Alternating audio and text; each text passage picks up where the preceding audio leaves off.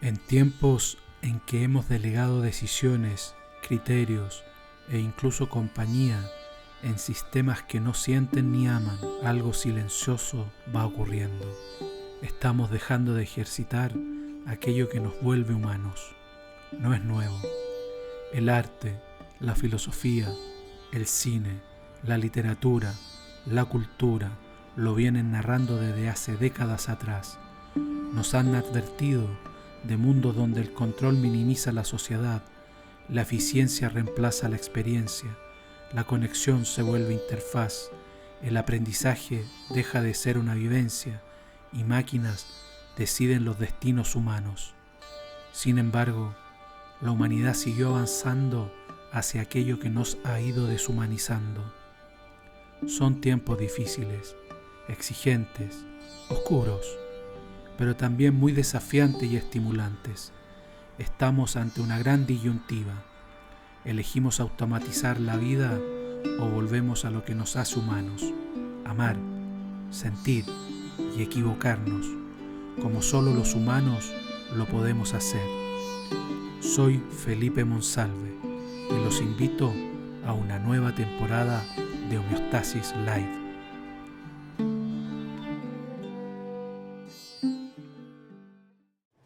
Gracias, Silvio, por haber aceptado esta invitación para conversar un ratito sobre cine y otras cosas. Bienvenido. No, gracias a ti por esta posibilidad de conversar sobre lo que más amo, el cine. ¿Cómo fue ser un joven creador en los años que fuiste joven y que su lenguaje era el cine? Los años a mediados de los 60, comienzo de los 70, comenzaste a ejercer el oficio, la profesión de cineasta. ¿Qué es lo que estaba sucediendo en vos? ¿Qué es lo que estaba sucediendo en Chile? ¿Cuál era la contingencia? ¿Cuál era el Chile en el cual te movías? A ver, lo que sucedía conmigo pasó desde que nací. O sea, lo que me contaban mis padres y yo de niño chico, no me acuerdo, era loco por ver el cine, aunque no entendía nada. Entonces es algo que yo he traído desde el nacimiento. Entonces a mí lo que más me importaba, sobre todo, era el cine. Y por lo tanto los acontecimientos políticos del país y todo eso me importaba un bledo, de verdad. Ahora me importa más. Antes no, me importaba un bledo. A mí lo que me interesaba era el cine. Entonces cuando tuve la posibilidad de hacer cine profesionalmente, me metí en eso y el mundo no existía para mí, existía solo el cine. Al principio comencé como director de fotografía, hice varias películas, una docena de películas con distintos directores, entonces eso fue una gran suerte para mí, no solo que estudié en Estados Unidos, pero después en la práctica tuve la enorme suerte de trabajar con directores fenomenales, Aldo Francia, Elvio Soto, ¿no es cierto? Incluso un extranjero, Peter Lilienthal. Entonces yo fui aprendiendo de cada uno de ellos sus propios estilos, sus maneras distintas de afrontar el cine. Entonces eso a mí me dio una capacidad de ir eligiendo al final lo que me salía a mí, pero con todas estas bases, ¿no? Entonces yo tuve un privilegio que pocos han tenido, muy pocos, de poder trabajar en la práctica con grandes maestros del cine, ¿no? ¿Qué recuerdas cuando en tu práctica cinematográfica de estos grandes personajes, grandes personalidades del cine, Aldo Francia, Elvio Soto, también trabajaste en Costa Gabra, ¿no? Eras joven, ¿qué edad tenías en esa época? Que esa época es larga, son varios directores, varios años. Esto estamos hablando, ¿la segunda de los 60, 60, 65? Del 70 a ver, no, pues antes. Con Elvio yo empecé el 67. Ese, 65 decía yo. Me gradué en Estados Unidos el 67, vuelvo y trabajo en ProTab con Elvio al tiro. O sea, eso fue el 67, 68, por ahí. ¿Estos tipos en qué estaban pensando en esa época del cine que tú me decías? pude observarlos y ver sus distintas maneras de ver y hacer el cine. ¿Cómo podrías resumirnos su manera de hacer cine, brevemente, digamos? Mira, era una época maravillosa, porque para mi gusto la mejor época del cine en los años 60 e inicio de los 70, esa es la mejor, no hay duda hasta el día de hoy día. Y resulta es una época en que todos los cineastas del mundo, los grandes cineastas, todas las semanas aparecían con nuevas películas y nuevas propuestas de hacer cine, ¿no? El cine evolucionaba brutalmente, semana a semana. Y eso llegaba al público, además, con gran fuerza. O sea, yo veía cómo ahí en el Paseo Ahumada, en el Haití, la mitad de la gente peleaban por política y la otra mitad por cine. Era muy insólito. Claro, se armaban unas peleas ahí en la vereda entre los tipos que decían que Fellini le había embarrado con su última película, en cambio Bergman, y el otro decía que no, que está equivocado. Era una cosa pero maravillosa. Entonces es una época que yo viví, tuve otra suerte grande, vivir esa época. Entonces acá en Chile, los Elvio Soto, los Aldo Francia, los Raúl Ruiz, todos ellos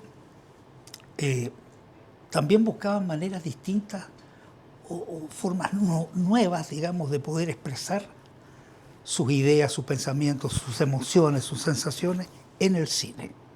Entonces, esa gran época maravillosa del cine, de los autores del cine, también estaba en Chile. Por supuesto, en Chile había un tema que era el político en ese momento, muy fuerte. Pero aunque era político, yo te diría la mayoría de estas personas con las cuales yo trabajé jamás hicieron panfletos políticos. Hay una gran diferencia entre el panfleto político, que es lo que se suele hacer, y cuando hacen su idea política, ¿no? Social, lo que sea, pero tratando de crear un lenguaje cinematográfico distinto, interesante, profundo, ¿no? Es muy distinto. Entonces me tocó vivir ese momento maravilloso en que yo diría que predominaba el cine por encima de la política. Esa es mi sensación, ¿eh? Tenés razón, es así, porque Sí. claro, no era un cine político. No. Sí se hacían cargo desde el cine de los fenómenos que estaban ocurriendo, ¿no? Sí, claro. La política a su manera, el cine a la suya. Claro. Pero no pasaba desde la política al cine. Es cierto. Exacto, sí. Iba a la cultura, digamos. Iba directo a la sociedad, digamos. Claro, No se así hacía es. eco de la política. Y a propósito de eso, tú haces tuviste presencia con esta peli de Perelman que hicieron juntos, ¿cómo se llama? El Sol. A la sombra del sol. A la sombra del sol. Y luego hiciste esta gran película que es como imagino que debe ser difícil convivir con tu gran película toda la vida. Julio comienza en julio. Pero a propósito de lo que estábamos hablando, que ahí tampoco haces política, se hace política, pero se hace una crítica de un fenómeno social que por cierto es político, digamos, pero Claro. en lo cultural. De ese Chile que retrataste brillantemente, del Chile de principio de siglo, de 1917 más o menos, hemos cambiado, Chile ha cambiado de esa cultura patronal, de esa cultura patriarcal que retrataste en julio, comienza en julio. Sí, claro que sí. A pesar que el abuso de poder sigue igual. Porque en el fondo el tema es abuso de poder. De abuso de poder. Pero la forma de hacerlo cambió radicalmente. Ahora ese abuso de poder es más hipócrita. Yo me quedo con el abuso de poder antiguo, ¿eh? Que era clarísimo. A rostro descubierto. Claro. Hoy día el abuso de poder es hipócrita, completamente hipócrita, no solo en Chile, en el mundo entero, ¿eh? Entonces es un mundo bastante desagradable para mi gusto, porque es mentiroso, es hipócrita, ¿no? Entonces es difícil incluso hacer cine en un mundo así. Muy difícil. ¿Qué haces tú? Porque ahora ya es un mundo en que tú tienes que estar en una situación en que o eres de derecha o eres de izquierda, o eres facho o eres comunacho, o eres... Lógico. Yo nunca he sido nada de política, Yo he sido alguien que ve las cosas nomás, ve las situaciones, siente, y lo que siento lo trato de transmitir, punto, y no me interesa el resto. Pero eso es mal visto hoy día, ¿no? Entonces, como yo de repente he hecho comentarios a favor de izquierda y otras veces a favor de derecha, entonces yo creo que soy uno de los pocos a quienes se les ha llamado al mismo tiempo comunista y fascista, al mismo tiempo, que es un absurdo completo, una estupidez gigante, ¿no? El ser humano va por encima de todas las ideologías políticas, y las ideologías políticas favorecen a unos poquitos, así de chicos, y pasan. Lo que es bueno en un momento dado políticamente, 3 años después puede ser pésimo. Entonces, a mí nunca me ha interesado. No es un pensamiento que tenga ahora, yo lo he tenido toda la vida. Esta suerte de prejuicio, esta suerte de cancelación, esta suerte de tener un rótulo, ¿te da la sensación que volvió a aparecer en el Chile? ¿Se fue en algún momento, volvió a aparecer y te hace recordar a otros periodos de Chile? ¿Es algo que se mantuvo siempre? Este asunto cultural en Chile. Yo creo que el cambio se empieza a producir fuertemente en mis sensaciones durante la Unidad Popular. Durante la Unidad Popular ahí se crean las situaciones en que si tú no estabas con la Unidad Popular eras poco menos que antipatriota, enemigo, qué sé yo. Y si no estabas con lo que se oponían a eso, también eras absolutamente comunista. Entonces yo creo que ahí se produce el cambio, fuerte, muy fuerte, muy fuerte.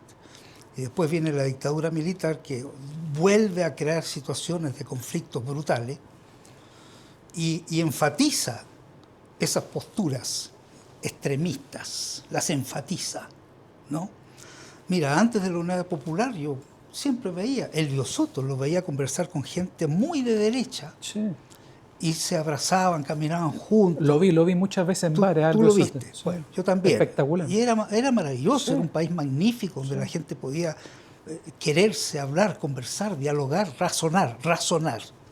Eso cambió. Y para mi gusto, en la época de la UPEC se produce ese cambio y después se acentúa con Pinochet. Y después en el periodo de la Concertación sí creo, no sé cuál es tu visión, este asunto de los bandos como que tendió a desaparecer, me pareció, ¿no? Como los bandos ideológicos, sí, tirria o la cancelación. Sí, el periodo de la Concertación fue un buen periodo, fue muy bueno. De hecho, para mi gusto, el mejor presidente que yo he conocido es Lago, para mi gusto. Para mí también. Bueno, sí. Y resulta después que Lago, incluso lo cancelaron, lo acribillaron claro, en la noche. Entonces es muy raro que un gran presidente preparado para ser presidente a nivel internacional, sea maravilloso, justo, muy justo con todo lo que hacía, y no, después lo empiezan a odiar. A mí había gente que de repente que al principio eran layistas, que votaron por Lago, y No, eso es insólito. me decían, este se está creyendo rey. ¿Por qué? Porque Lago ya no aceptaba los juegos raros que existen hoy día, ¿no? de coimas, de robos, todo eso, Lago lo empezó a controlar. Entonces a muchos les molestó ser controlados en ese aspecto, ¿ya? Y te estoy hablando de gente muy de izquierda, de ultra izquierda. Este se cree rey, eso lo escuché varias veces yo, hasta que lo derrocaron, pues eso es lo que hicieron. Prácticamente. No les convenía para el negocio privado de ellos. Entonces, es lamentable. Era una piedra de tope, había que sacarlo. Claro, había que sacarlo. Entonces, es casi una vergüenza. Eso es una vergüenza. Entonces, mientras Chile siga como gente con ese pensamiento, no va a progresar. Siempre va a ser un país con coimas, con ajustes, con arreglines, con la cuestión más o menos. ¿Te fijas que es un país que todo es más o menos? No, sí, pero no. Sí, pero no. ¿No? Es difícil que termine siendo un país realmente serio, digamos, ¿no? ¿Y cómo ves, a propósito de esto, lo que pasó con el estallido social? ¿Qué fue lo que fue una muestra de qué? ¿Qué ocurrió con el estallido social para vos? Mira, el estallido social, yo estaba enfermo con la pandemia y todo esto, el virus, estaba en cama. se produce el estallido social. Y veo en directo todo el día en la Plaza Baquedano. Y mirando eso me doy cuenta, con toda claridad, que todo ese evento fue manipulado. Había delincuentes, o casi delincuentes, ¿no?, que parecían estar contratados. Entonces ellos se movían, estaba llena la plaza, pero la cámara estaba desde arriba de un edificio. Entonces yo veía la plaza llena y veía Vicuña Maquena, el final de Vicuña Maquena. Claro. Entonces en esa parte, estos personajes, que eran pocos, digamos, 30 tipos, corrían de un lado a otro, los carabineros tenían orden de no intervenir, entonces estaban todos ahí, al final de Vicuña Maquena, lo que yo veía, estaban ahí. Y estos tipos corrían delante de los carabineros y les tiraban piedras, rompían las veredas para tirarles adoquines a los carabineros, para provocarlos. Y los carabineros no reaccionaban porque tenían orden de no hacer nada. Y como no hacían nada, ¿qué comenzaron a hacer? Aquí viene el otro instructivo, para mí era un instructivo claro. Empiezan a incendiar los locales comerciales que estaban a ambos lados de las veredas. No a robarlos, esto es lo raro, sino que a incendiarlos. Y ahí los carabineros con su carro de agua, qué sé yo, tienen que intervenir tirando agua a los incendios y tirando agua. Y por lo tanto, la gente que estaba en la plaza, ¿qué es lo que veía? Veía a los carabineros avanzando contra ellos y tirando agua, cosa que salió después en las prensa, en todas partes. Los carabineros atacaron a los manifestantes en paz, que manifestaban pacíficamente, fueron atacados. Todo eso es mentira. Aquí hubo una planificación clarísima, ¿no? Y todo planificado, si todo ocurre hasta el día de hoy, planificado. Bueno. Hay muchos que sostienen de que fue... Y las planificaciones vienen de afuera, claro, ni siquiera son de aquí. Sí. Estaba metido Maduro con Venezuela, Cristina Kirchner en Argentina. Sí. Que Cristina Kirchner justo estaba en elecciones con Fernández, en las elecciones con Macri, y estaban re apretados Macri con Fernández. Sí. Y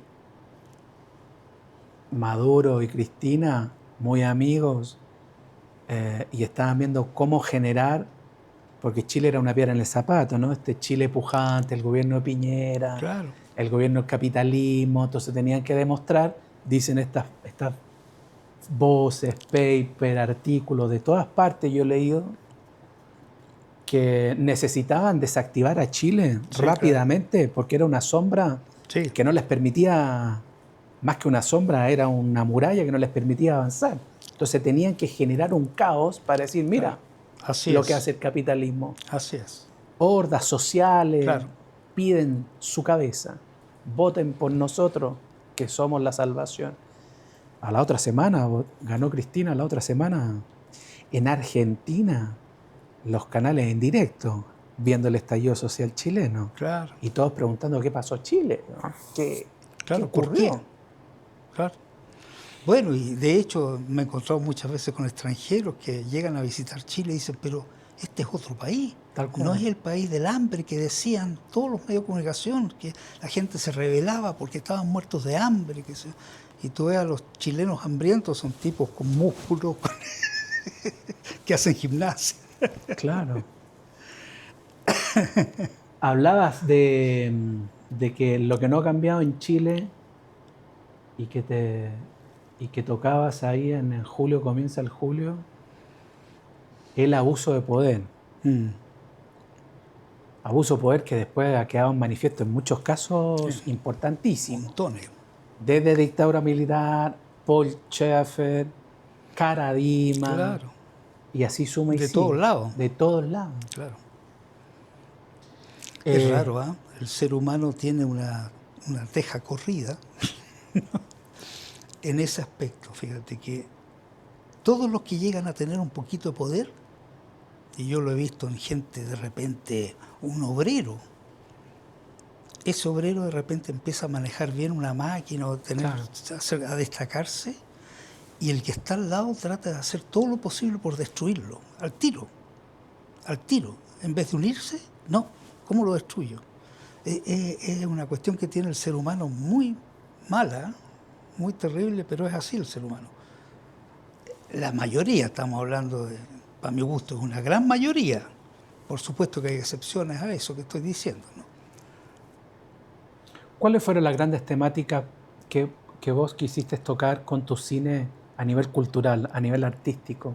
¿Cuáles eran las problemáticas a las cuales vos querías apuntar, que te quitaba el sueño? Fíjate que yo nunca hice una película pensando en cuál es la temática, ¿ah?, que conviene hacer ahora, que habría que hacer. Era la Nunca. historia que aparecía. Mira, el cine para mí, cada vez que yo o leía algo o escuchaba algo y me llegaba dentro mío imágenes y situaciones que yo de alguna forma he conocido, ya he visto y me interesan las actitudes, las formas de ser de los seres humanos.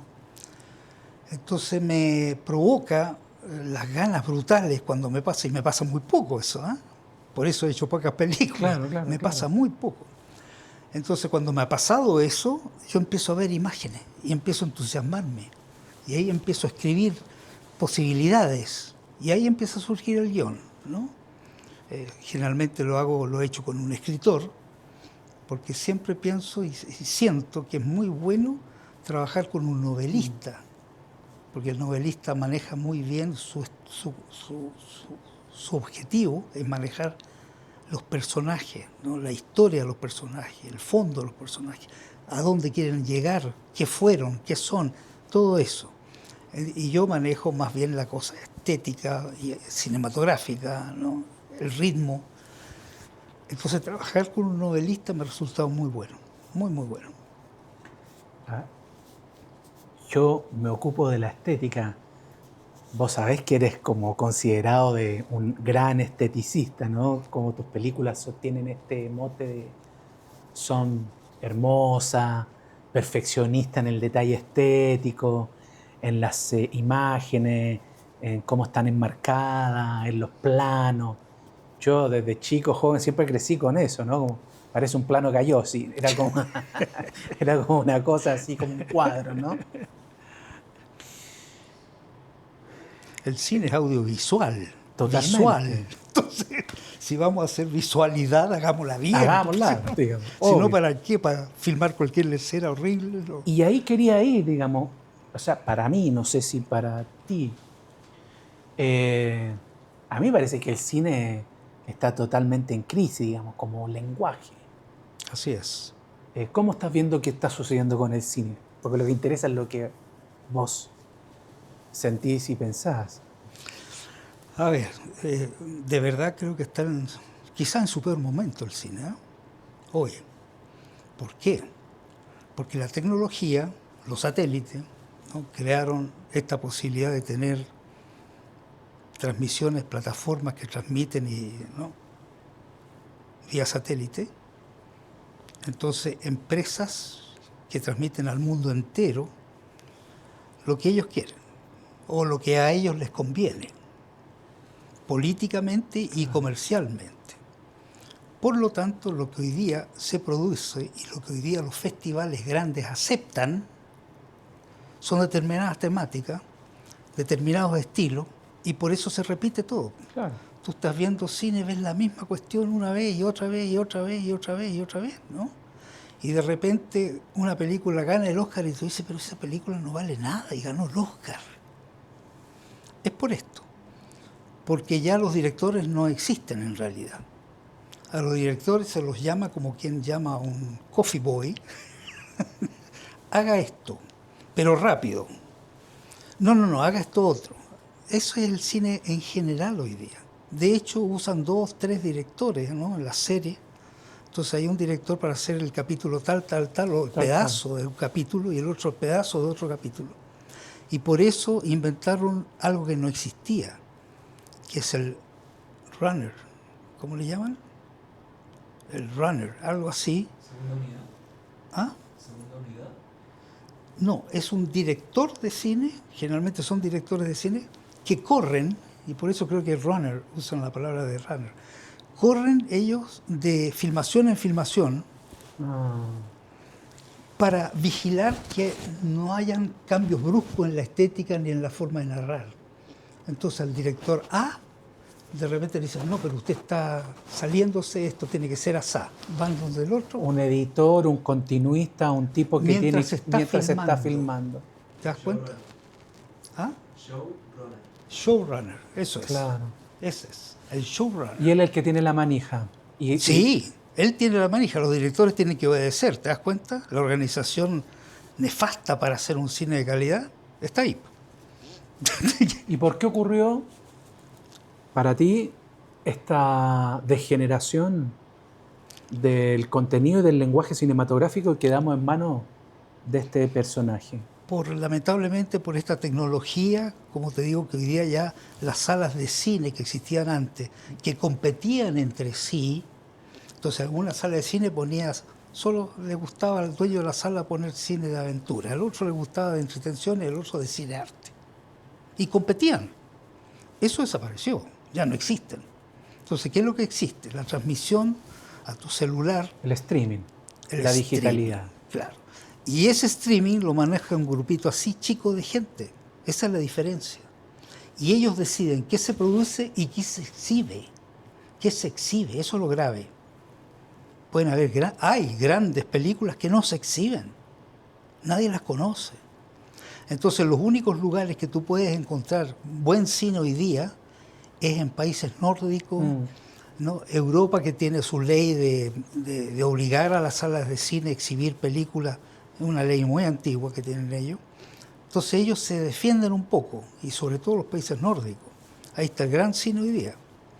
Y el resto está en las manos de grupos de gente que no son cineastas, que son productores, que trabajan cómo hacer las cosas rápidas y baratas, lo más barato posible y lo más rápido posible. Y si a eso le agregamos contenido político, el tema es aún peor, porque hoy día no solo revisan la forma de hacer cine así para hacerlo rápido y barato, sino que meter conceptos que en el fondo son políticos. Entonces, si tú te fijas bien, hoy día estamos viviendo en un mundo en el cual dice, se creó la moda del trans. No, la crearon a través del cine, que es distinto. No se creó, la crearon. El trans, el feminismo extremo, todas estas temáticas, ¿no? los vegetarianos, los ultra vegetarianos, todos estos temas así, no tanto los vegetarianos, pero más bien los otros temas de trans que están ahora más de moda, ¿no? El tema de que la familia en realidad ya es una cosa del pasado, no debería haber familia. Y en el fondo, si tú te fijas bien, todos estos temas y todo este cine que se ve y que se hace, apunta a una cosa: disminuir la población. Ese es el objetivo. Ese es el gran tema de atrás. Es disminuir la población. Y lo están haciendo, lo están logrando. La población empezó a disminuir en varios países. La tasa de natalidad nunca había sido tan baja. Y es por eso, poner de moda a través del cine el que la gente no tenga hijos. Eso es. ¿Y para qué no tener hijos? ¿Por qué disminuir la tasa de natalidad? ¿Por qué disminuir la población? ¿Qué sería el fundamento? Porque está quebrado el planeta, ¿no? Y bueno, aquí me obligas a ir a otro tema que es más largo todavía. ¿Cuál? El tema, ¿qué es lo que hay encima de todo esto? Porque te das cuenta que aquí, encima de todo esto, hay algo, ¿no? Que viene desde la época de los 50. El señor Rockefeller, en el año 50 y tanto, se le ocurrió juntar a los dueños del mundo de aquellos años, que eran 50 personas, dueños del mundo, no solo por plata, sino que por poder de todo tipo, eran 50. Y los reunió en un hotel que se llamaba Bilderberg. Ese hotel estaba en, creo que Suecia, no estoy seguro, pero se llamaba Bilderberg. Y este grupo, que se empezó a reunir en forma secreta todos los años, después cuando se empezó a saber de ello, se les denominó el grupo Bilderberg, porque fueron los primeros. Si tú te metes en internet, es difícil porque siempre lo borran, ¿eh? Ojo, cualquier cosa que uno hable de los Bilderberg, ¡pum!, la borran, la eliminan hoy. Y resulta que esto siguió funcionando. Hoy día son 150, lo último que leí. Hay una escritora periodista española fenomenal que ha hecho como 10 libros al respecto. Y curiosamente nadie la ha editado, pues se edita sola. Raro. Es un bestseller que nadie lo edita, ¿no? Entonces, este es un cuento, pero mucho más grande, de que en el fondo aquí es un grupo que son los verdaderos dueños del mundo. Con esto te quiero decir que todos estos nombres que hablamos, que el presidente de no sé dónde, que el otro, son simplemente títeres, simplemente suches de este grupo que es el que realmente decide las cosas. Y ese grupo, vi un documental que lo sacaron al tiro, excepcional, que mostraba cómo esto se ha producido a lo largo de la historia de la humanidad. Cada vez, comenzando con Ramsés II, el primero, cada vez que ha habido un grupo chico que es dueño de todo, se produce lo mismo. ¿Por qué? Porque en la cabeza de ellos dicen, bueno, si el mundo entero funciona gracias a nosotros, tenemos una misión, salvar el planeta, salvar a la humanidad. Les pasa eso, creerse dioses. ¿Te fijas? Ya, y eso ha pasado 1000 veces y está pasando hoy día igual. Entonces, planifican todo, cuál es el objetivo inmediato de este grupo, que es lo que se ha escrito en muchas partes, en otros libros, documentales que han demostrado esto y que muestran esto, pero desaparecen rápidamente. El objetivo es un mundo sin países, manejado por un gobierno tecnocrático, que decide, ok, hay mucha gente en esta parte, hay que bajar la cantidad de población, en esta otra no sé cuánto, que decide todo, ¿ya? Entonces, el primer paso es conseguir 3 grandes potencias. América entera, si tú te das cuenta está pasando ya, lo están logrando. Tal cual. Lo están logrando, América entera. Luego Rusia y todo lo que significa alrededor de Rusia, y China. Si te fijas, no te mencioné Europa. Europa no les gusta, y no les gusta porque en Europa hay demasiada cultura, demasiada educación. El francés se siente francés, el italiano, entonces no los pueden manejar con modas, no los pueden manejar, no logran hacer que ellos hagan lo que ellos quieren que ellos hagan. Y en los últimos conflictos así ha quedado demostrado. No Bueno, lo pueden agarrar. Y si tú te fijas, los intentos son dividir Europa. Total. Transformar a Europa en la Edad Media, que se peleen entre ellos. Para mi gusto, hasta las 2 guerras que han existido ahora fueron hechas para que Europa se destruya, más que otra cosa. Ucrania era el granero de Europa. Claro. Entonces ellos pensaron que los europeos se iban a dividir entre los que querían seguir comiendo de Ucrania y los que decían, no, ni cagando. Y no fue así, pues se unió más Europa. Entonces inventaron esta otra guerra que tiene que ver más bien con las religiones, árabes contra judíos y qué sé yo. Eso sí les está funcionando. Europa empezó a estar dividida ahí. con esa guerra. Entonces todo calza, ¿te fijas? Parece mentira toda esta cuestión, pero la verdad es que todo calza. Y yo he estado siguiendo esto 20 años y cada vez me calza más, ¿Y qué espacio hay para el cine? ¿Qué espacio hay para la reflexión? ¿Qué espacio hay para la contracultura, para la belleza, para las emociones, para la sensibilidad en el mundo que estás relatando? En este momento no hay. Mi única esperanza está con los jóvenes menores de 22 años para abajo. Fíjate que yo estuve 7 años, más o menos, 7, 8 años, sin ir a ninguna universidad o instituto a hablar con los estudiantes. ¿Por qué? Porque me empecé a encontrar con estudiantes que posteriormente fueron los ¿cómo se llaman? Los millennials. Claro. Pero cuando eran jóvenes, estaban recién egresando. Entonces yo llegaba a hablar de cine y levantaban la mano para preguntarme, y las preguntas eran, ¿cuánta plata se gana haciendo una publicidad? ¿cuánta plata se gana? ¿Cuánto vale hacer un comercial? ¿Y cuánto deja de plata? Esa era la pregunta. No fui más. No fui nunca más. Hasta hace un año, que de repente, por esas casualidades de la vida, me encuentro en un instituto conversando de otros temas y había unos jóvenes que no eran tipo millennial, jóvenes de 20 años, Los 19 centennial. años, o los Z. Los Z. Claro.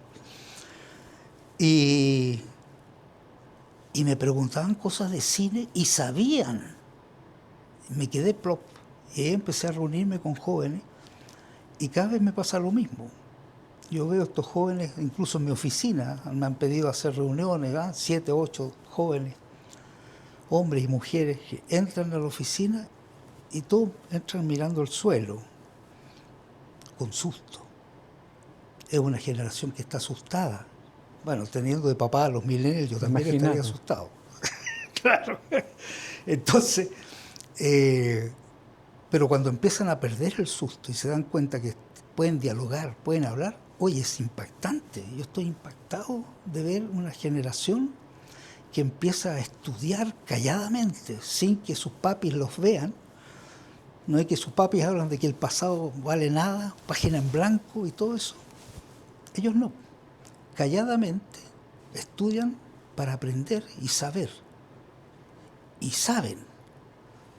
Entonces mi puntería va ahí. Yo creo que ellos podrían salvarnos. Claro, en 20 años más. Claro. ¿Y qué va a pasar en 20 años más? Vaya uno a saber, ¿no? Lo dicen muchas películas. Brasil, la película Brasil, definió exactamente lo que está pasando hoy día en el mundo, pero con toda exactitud.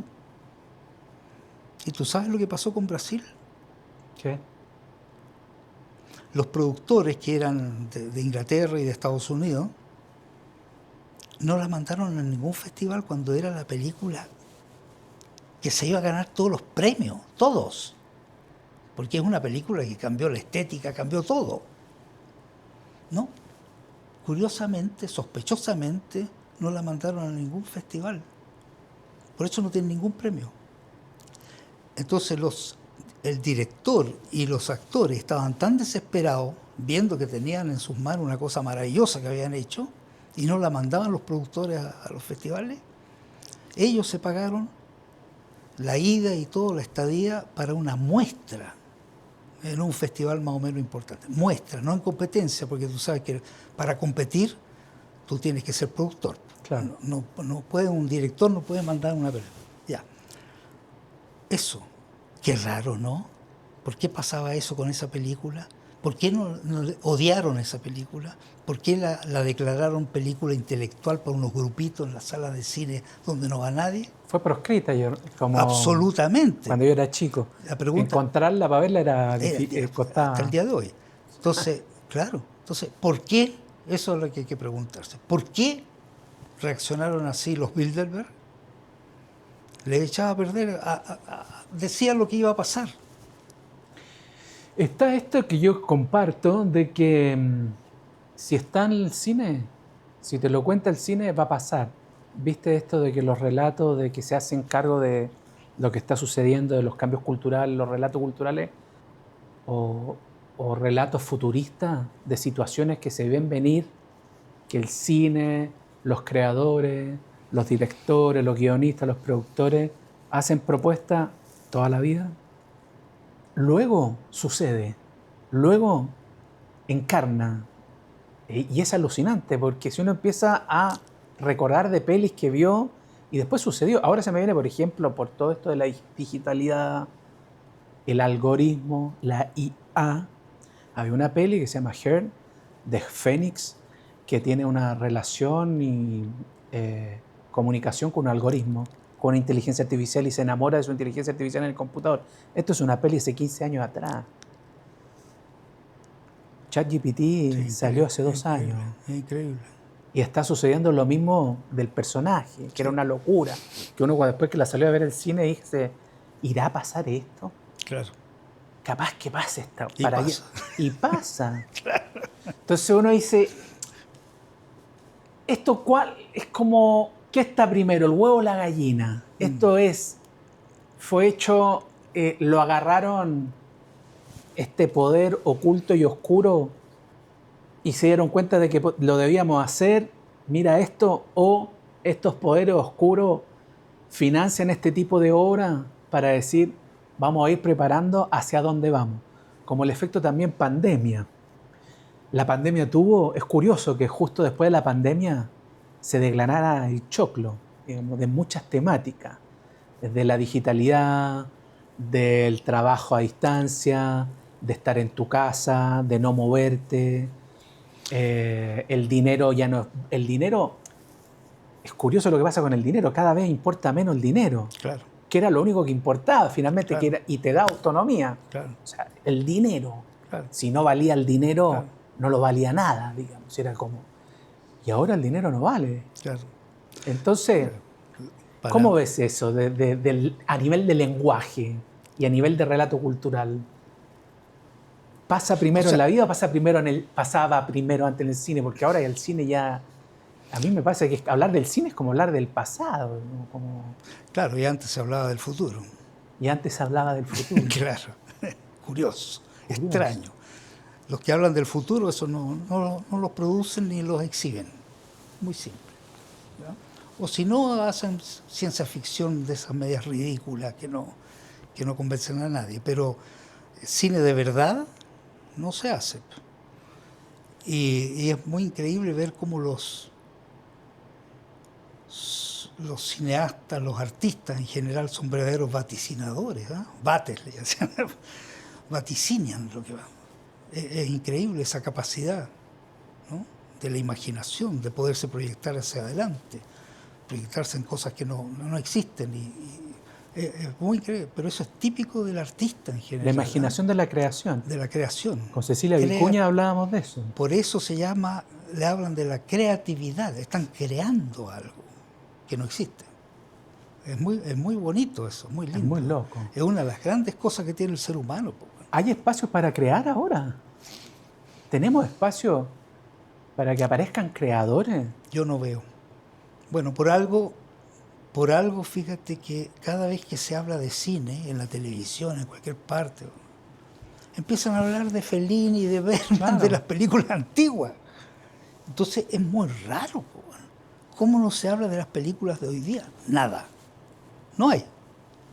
Y es por eso, porque el cine está manipulado hoy día y los creadores están obligados a hacer lo que otros quieren que hagan. Y es una industria quebrada.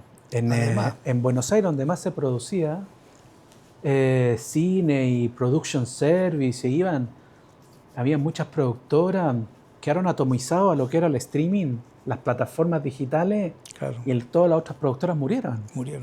En el cine y en la publicidad, porque tampoco se hacen grandes rodajes ni producción.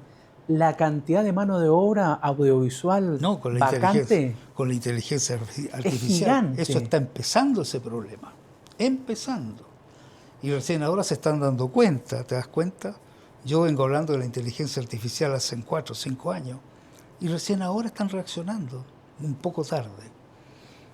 Sí, pues la inteligencia artificial es un tema que hay que controlarlo de alguna manera, porque eso ya... Piensa un pequeño detalle. Con la inteligencia artificial ya no vamos a saber qué es verdad y qué es mentira. Así de simple. ¿Cómo puede ser un mundo en donde tú no puedas saber qué es cierto y qué es mentira? No se puede. Con la inteligencia artificial bien hecha, no se puede.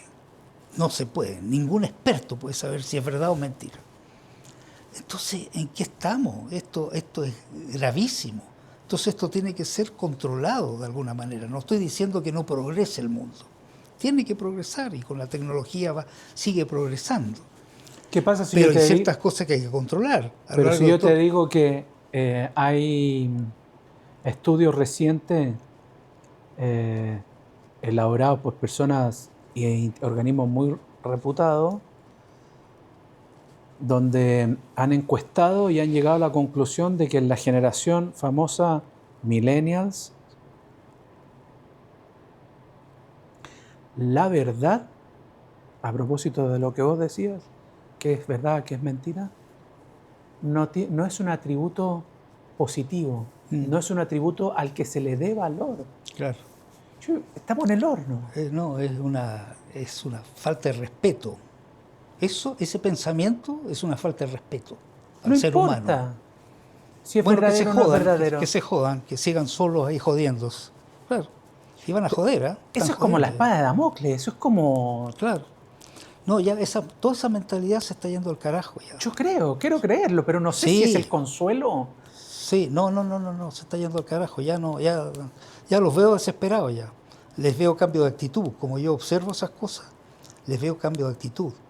De la actitud del prepotente, El arrogante. del arrogante. Ahora no, ahora tratan de ser como dialogantes. ¿Sí? Sí. Suavecito están cambiando. Y yo me alegro. Y ayer... Cuando hablo de millennial no estoy hablando de edad. No. Estoy hablando de actitud. Sí, tal cual. Yo Sí, lo es que mismo. es importante, Yo no tengo porque nada en gente particular con... No, la edad. No, tiene que ver con... No tiene nada que ver con la edad. Val Kilmer, por ejemplo, que falleció creo que el año pasado, va a salir ahora una peli. O sea, a ese nivel de pornográfico está la industria, reviviendo muertos, claro, y haciéndolos actuar. Por eso. ¿Cuándo vas a saber? ¿Es cine eso, Silvio? Si no hay actores... Mira, si está todo reglamentado, muy bien reglamentado, en que toda la familia da el permiso y se anuncia así de grande, esto no es verdad lo que usted está viendo, la persona que está viendo está muerta. Pero con leyes. Ok, entonces tú entras en un esquema en el cual tú dices, ya, voy a ver una película con un actor que era muy famoso y ahora lo hicieron revivir en la película, con tecnología. Ya, pues es una posibilidad que uno tiene, siempre y cuando esté bien informado. Pero no te informan, ¿no? Como que eso es lo grave. Porque usando ese sistema puedes hacer cualquier mentira, puedes matar gente, puedes hacer cualquier cosa y te dicen que no, que eso era bueno y que no era cierto lo que se dice. Pueden hacer cualquier cosa. ¿Dónde está la resistencia creativa? La resistencia cultural hoy en día para vos como consejo. ¿A dónde la estás viendo? ¿Qué es lo que deben hacer estas generaciones más jóvenes? Si vos estuvieras en sus pies. Pero mira, yo estoy muy contento con los jóvenes porque yo veo que adentro, en su cerebro, ellos tienen y van en busca de la verdad.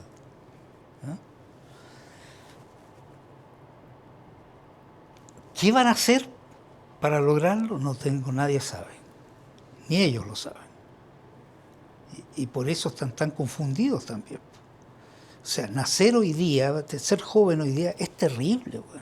Es terrible. Es un mundo para adelante que no sabes si es verdad, si es mentira, qué tienes que hacer, qué no tienes que hacer. ¿Para qué sirve vivir? Ojo, ¿para qué sirve vivir? Yo estoy feliz de haber vivido. ¿Por qué? Porque hice lo que me apasionaba. Estoy dichoso. Muchos hablan de que me veo mucho más joven que lo que yo soy, ¿no? Y es por eso, creo yo. La gente que ha tenido la suerte, porque en este mundo hay que tener mucha suerte, de poder hacer lo que te apasiona, no sé, viven más felices, viven más jóvenes, ¿no? Entonces es muy complicado cómo los jóvenes van a lograr perder el susto. Lo van a perder a la larga, ¿no? Pero no es fácil. Perder el susto y poder entonces enfrentar. Va a pasar lo de Brasil. En Brasil, esa gente que enfrentaba este mundo de mentira, manipulado entero, que les mostraban realidades que no existían, entonces ellos se escondían en las cloacas, en las cosas, ¿no es cierto?, de refrigeración, ahí vivían, escondidos. Imagínate lo que la creatividad puede llegar a pensar, que no les queda otra que eso, porque si no los matan. Puede pasar. Que termine un grupo de gente viviendo escondido, anda a saber dónde. Puede pasar todo eso. Ojalá que no. Ojalá que no. Silvio, te agradezco muchísimo que te hayas tomado un tiempito para pasar por acá y conversar y transmitirnos tus experiencias y aprendizaje. Te quiero regalar este libro, Homeostasis, Muchas gracias. para que lo disfrutes. Wow, fantástico. Hermoso, ¿ah? Hermoso. Muy lindo. Muchas gracias. Gracias a ti.